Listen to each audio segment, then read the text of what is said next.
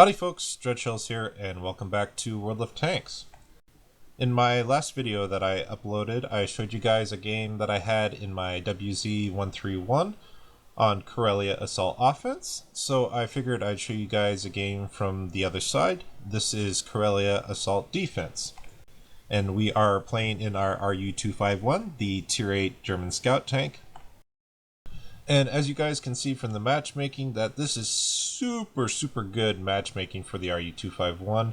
There's only 2 Tier 9 tanks on the enemy team, and about a little over a third are Tier 8s, and then the rest are Tier 7s.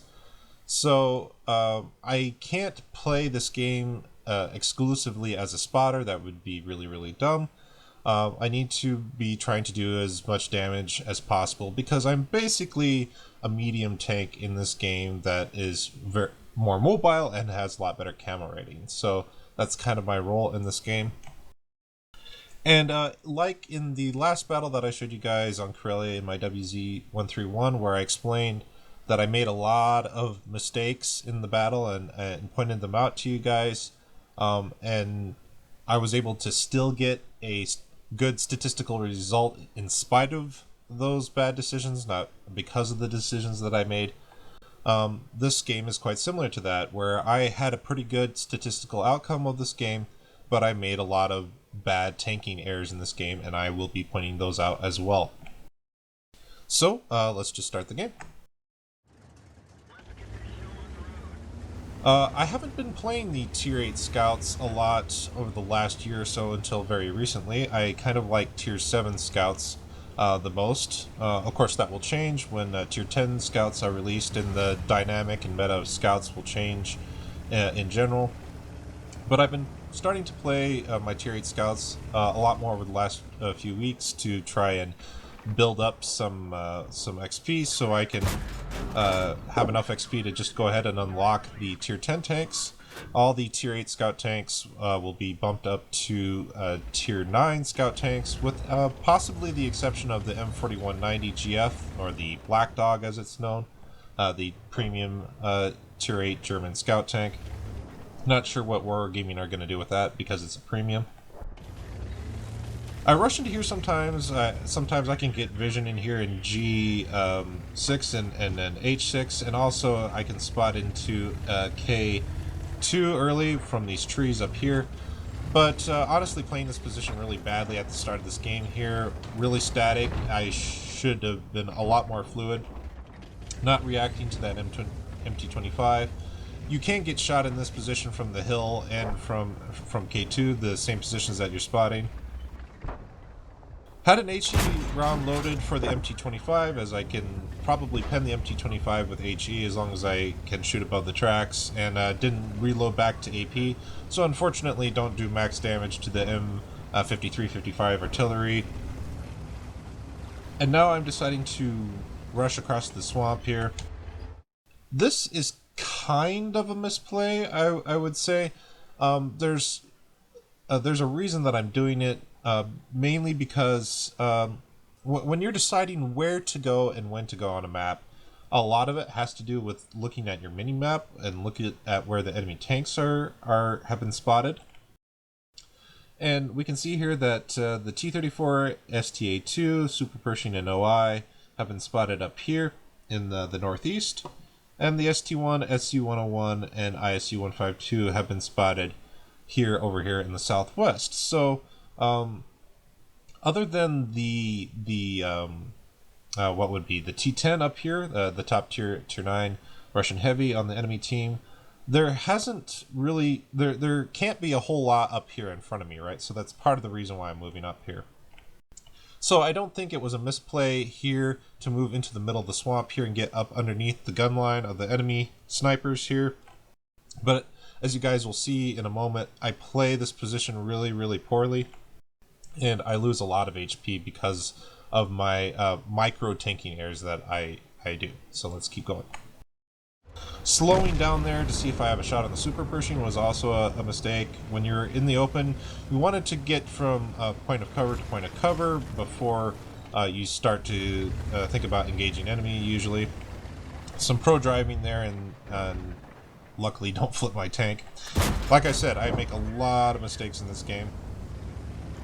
Some really bad situational awareness here. I'm not noticing the IKV-90 above me until now. And there is one of the major micro tanking errors that I'm talking about here.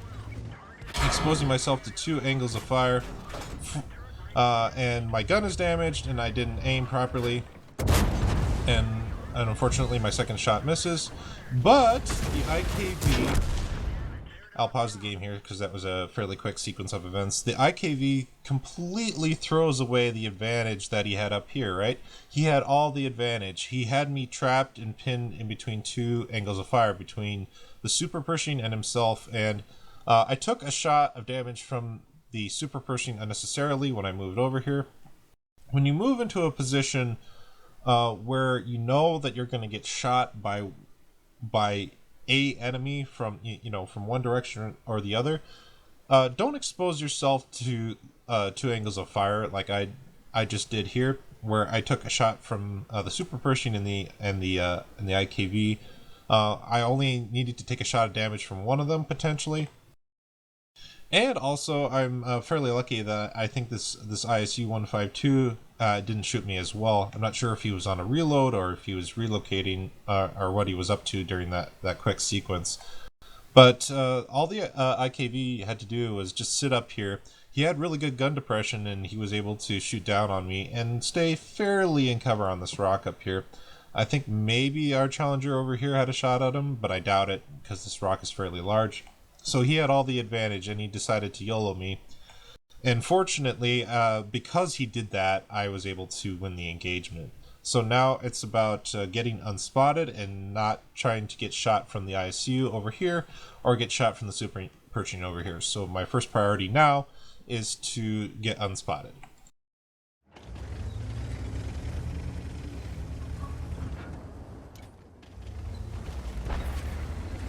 Shift over a little bit and start shooting at the ISU here. These are not my spots. These are the SP1C spots, I believe, who's directly in front of me, about another 100 meters. And of course, the kill shot goes slightly high, clips the very top part of the ISU's hull, and bounces up into the air. Respot the super Pershing there as we're progressing up here. But as you guys can see, so far I've done a decent amount of assistance damage and direct damage in this game, but that is more down to the bad play of the enemy than it is of the good play of me. We get a little bit more assistance damage there on the super Pershing that we spotted earlier. I've loaded heat here as I'm shooting at tier 9 Russian heavies. Knew that Spaced Arm is really bad for heat, but I didn't have a very good shot anywhere else. Maybe I should have shot at the side of his turret. I guess that would have been a much better option to shoot at. The heat rounds for the RU-251 are really interesting, actually. They have, how much pen do they have? They have 250 millimeters of penetration. I'll hold that thought here as I'm engaging this STA-2. Once again, had high explosive loaded for the arty, and didn't reload back to AP once I saw that the STA-2 had committed up here, so that's another misplay that I made. But luckily I was able to get enough sniper support from the Tiger II and IKV that were behind me there. And finally I make a good micro-tanking decision there by having HE loaded and shooting into the turret of the M53-55. And we pen him with high explosive, and we're able to take him out in one shot, where normally it would take us 2 shots if we had AP loaded. Now going back to what I was saying about the heat rounds for the RU-251 before that engagement happened. They have a very high shell velocity, very similar to APCR shells. So sometimes I load heat shells not so much for the penetration as if I'm shooting at a moving target at distance. Sometimes I just load heat shells because the shell will travel and get to the target quicker and I don't have to give as much lead and predict the enemy movement. Really dumb shot there that I took. I'm not sure why I took it there.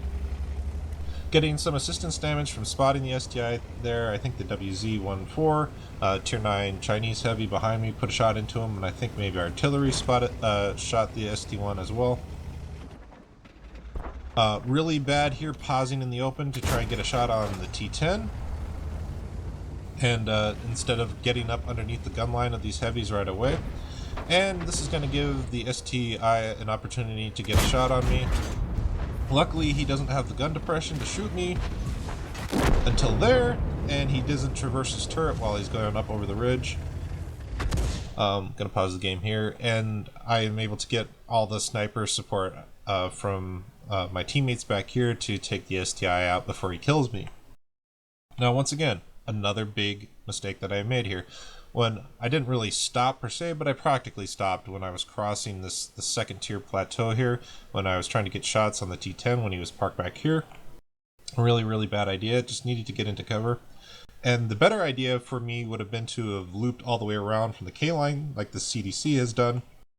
And that way I wouldn't have had to worry about exposing myself to that potential situation at all. So once again, another mistake that I made, and now it's just cleanup with the CDC, myself, and whoever else is able to get fire on this T-10. Still have heat loaded because I'm thinking maybe I'll have to shoot this T-10 frontally. Gonna pause the game here because I'm gonna point out a mistake that the CDC is making. When you have HP, like it's kind of funny. This game is obviously won. It's 14-3, right? And it doesn't even have to be that big of a margin for this to also apply. But even in certain situations where you it's not that broad of a spread, you need to be thinking about hit points as a resource. In fact, I think Irish, I was talking to Oz Irish the other day, and he was talking about how hit points are a resource, and that's a really good way of putting it. Yeah, it's a really good fundamental to always get damage in on the enemy whenever you can and try to prevent them from shooting you as much as possible. But remember that isn't to say that you never deliberately risk getting shot by the enemy. Sometimes it's a good idea to expose yourself to enemy fire if you, one, will save a teammate, right? If your teammate's a one shot and you're both in the same position and the enemy is going to be able to come around and shoot one of you, be the guy that steps in front and takes the shot for your teammate, and that way you will still have both of your guns in the fight. The other situation where you might deliberately trade hit points is when you're trading hit points for position. When you can, and this is usually down to angles of attack. If you have, for instance, in this scenario here, if the CDC and I are engaging this T-10 and we're both at the same angle as attack as this T-10, right? And say we were a little bit further away. Say this CDC and myself were at this rock back here.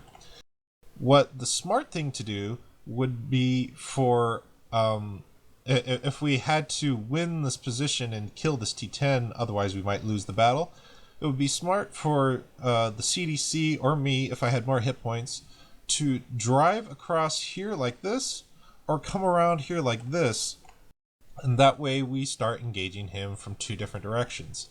So that's the other situation that you can use when you can trade hit points for position, is also potentially a tactical thing that you can do to help you win games.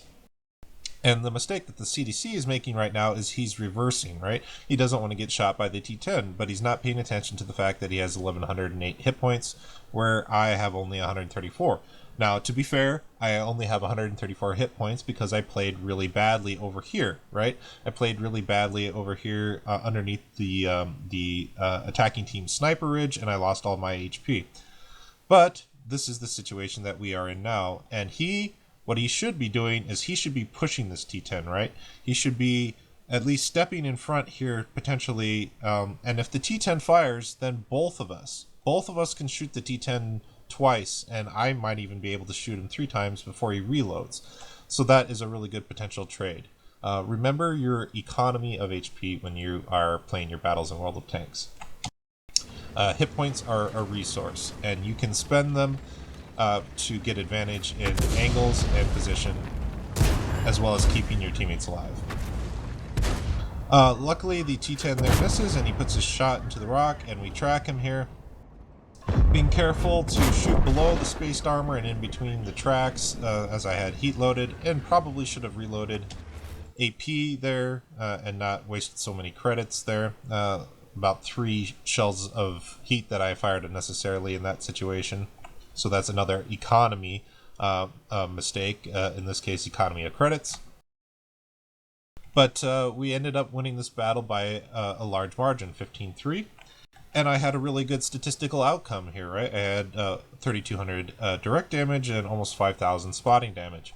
But, once again, like the video that I showed you guys last on my channel in my WZ131 on Karelia attack, I made a lot of bad decisions in this game, and in my opinion, I think I played this battle poorly as well. I think there was a lot of things that I could have done better in this battle, and it would have maybe even been a larger margin of victory. Maybe we would have won 15-2 or 15-3 or whatever, and I would have been able to maybe help keep my Comet alive or something like that. But those are the little things that you need to be looking for. Keep in mind that just because you have a really good statistical outcome doesn't mean that you made all the right decisions, right? Maybe the enemy's decisions were just worse than yours, which is, of course, the overall outcome of every battle, right? The winner always makes better decisions than the loser, usually, aside from RNG or something like that. But it doesn't mean that you made the best decision. So always be looking for something that you could have done better to improve your gameplay from a principle standpoint. I want to thank you guys for watching this video of the Tier 8 German Scout, the RU-251 on Karelia Assault Defense. Wish you guys the best of luck out there, and take care.